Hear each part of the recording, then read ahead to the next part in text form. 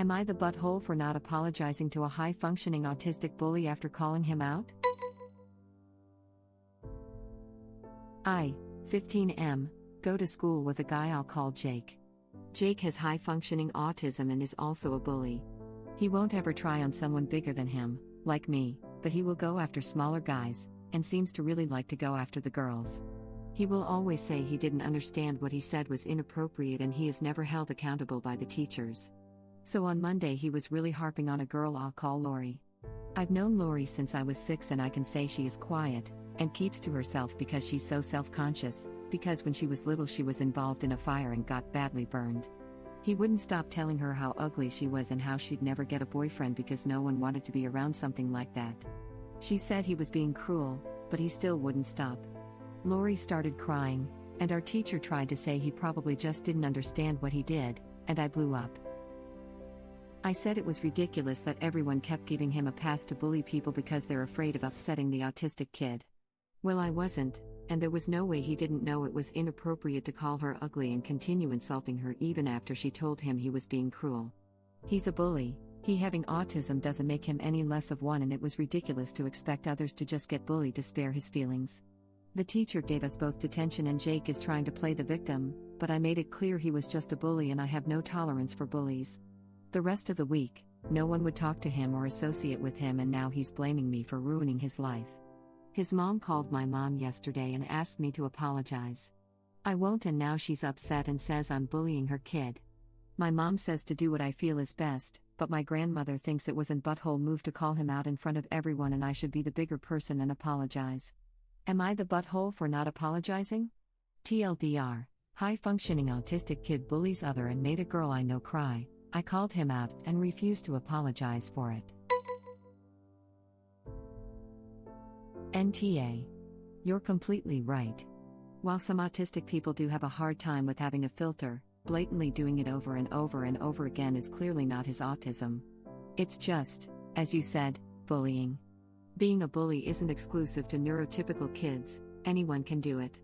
Letting him pass like this is also not doing any good for Jake himself, no less anyone else, especially when it comes time for him to go out into the real world. Anyhow, good on you for defending Lori and not letting him get away with his crafty behavior, unlike everyone else. I bet she's beautiful and she doesn't deserve any of that. Don't apologize to Jake's mom either because he got what he deserved. You're a good guy. NTA. And I agree with you on everything you said. I'm an adult with Asperger's, and I've always had a knack for saying inappropriate stuff at the wrong time, but being cruel is a choice. Not being in butthole is not effing rocket science, and autistic people who use their condition as an excuse to be cruel are crap stains. NTA, seconded by another adult diagnosed with high-functioning autism. I'm terrible with social cues or facial expressions. Part of my diagnosis is mild prosopagnosia or face blindness. But you know what is blatantly obvious, even to me? Crying. If I said something that made someone cry, it would be very clear to me that I effed up. Social cues are hard for us because of the lack of clear rules. However, when it comes to commenting on others' appearance, I was taught one as a young girl. The 10-second rule. If the person cannot fix it in under 10 seconds, do not comment on it. A bit of ketchup by their mouth? Button undone? Yep, you can say something but politely and only to them. A change in weight? A scar? Hair loss? Nope, leave that alone. Autism is not a free pass to be inconsiderate. It is hard, but if people are trying to work with our differences, we should be trying to meet them halfway. Not being an ass because you think you can get away with it. Love your 10-second rule. I'm going to use that for the rest of my life. Indeed. That's life hack worthy. The 10-second rule. If the person cannot fix it in under 10 seconds, do not comment on it. A bit of ketchup by their mouth? Button undone? Yep, you can say something but politely and only to them. A change in weight? A scar? Hair loss? Nope, leave that alone. I've just shared this with my kids and will use this myself and teaching other kiddos from this moment forward. Thank you. I'm a teacher. Been doing it for 23 years. I learned a huge lesson here and plan to teach this to my students, Monday. I didn't realize other people weren't taught this.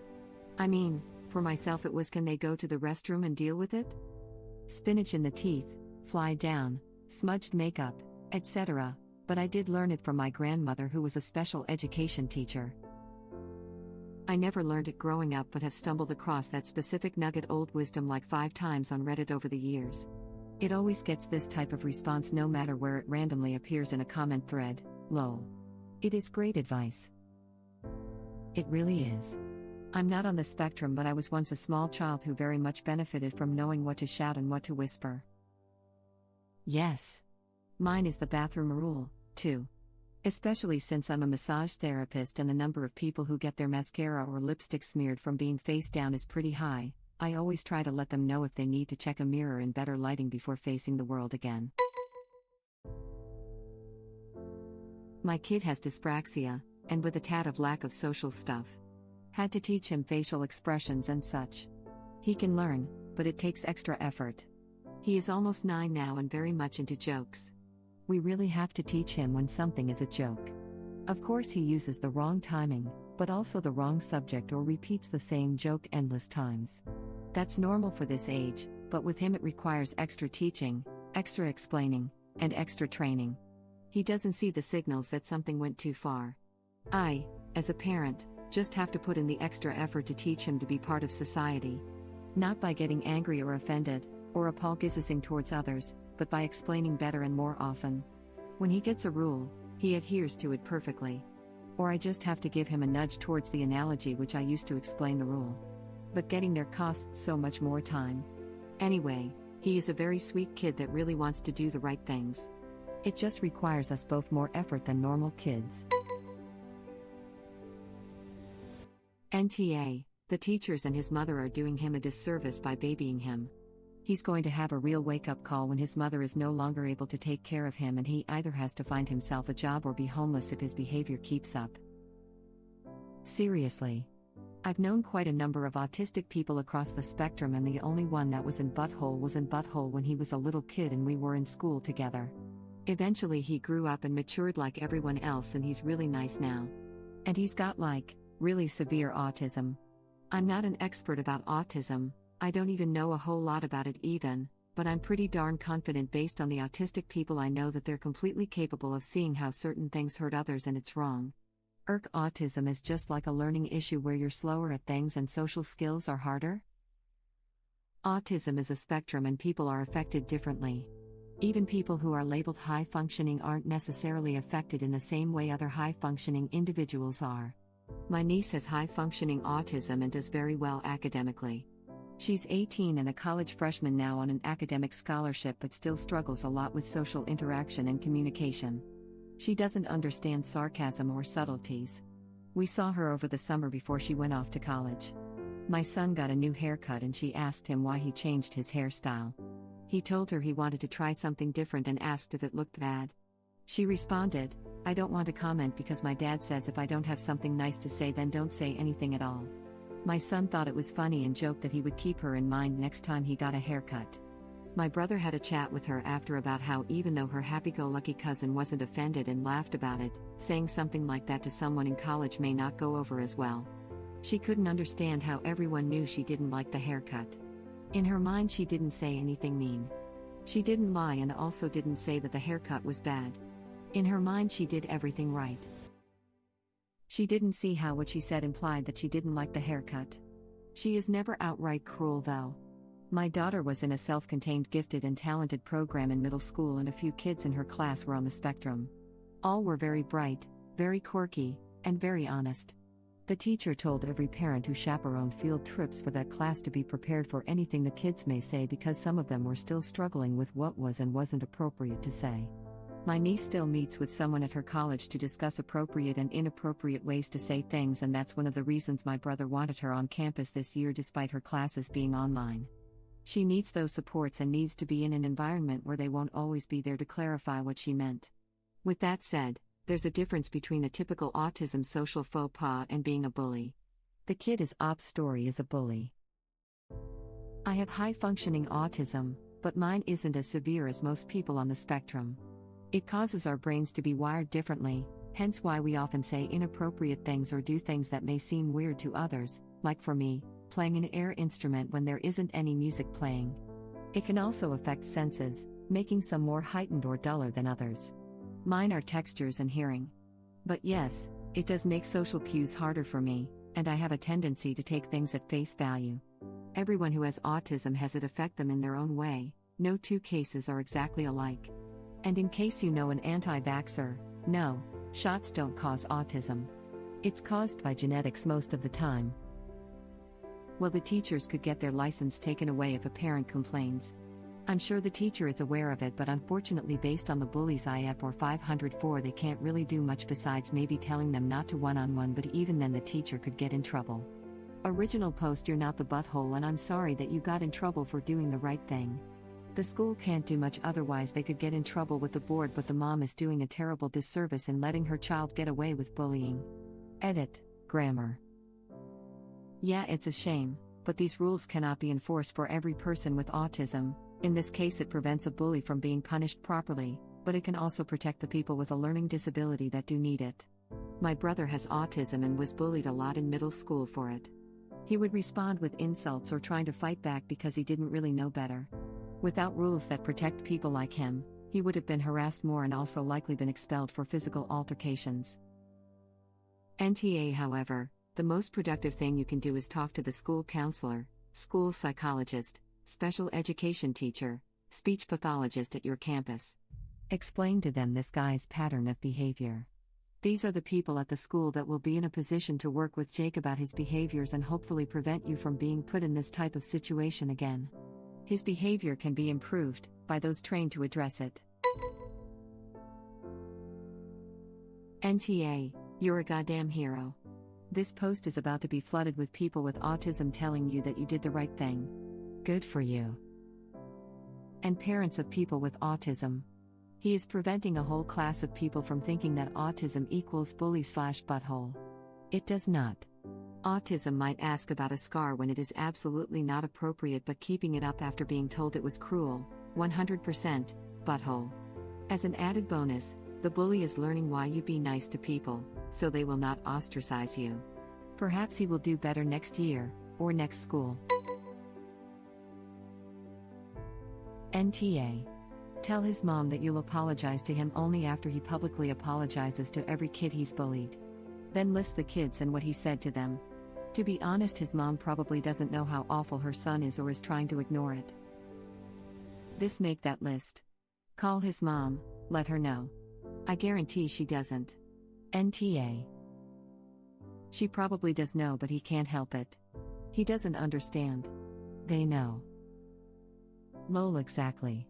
Tell her, well, now he knows that he was wrong and I'm sure he feels terrible about it, so he should go apologize to every single one of them.